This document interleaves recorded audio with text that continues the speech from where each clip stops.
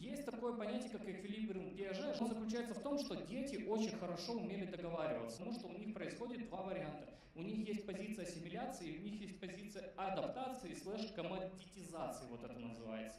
Когда ребенок приходит на какую-то площадку детскую, назовем это так, его задача ассимилироваться. Период ассимиляции происходит таким образом, что он понимает, что где находится, какая горка где веселуха, где дети играют, что где собаки, где еще что-то, еще что-то.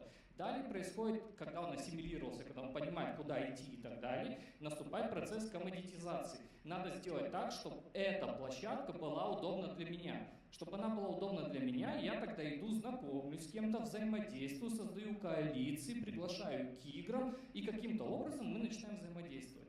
Вот дети, организуя вот эти взаимодействия, они максимально искренни, потому что они четко понимают правила игры. Это все обусловлено, понятно, все с этими правилами игры согласны, все согласны со своими ролями, и все идут в четком направлении. В компании то же самое должно происходить.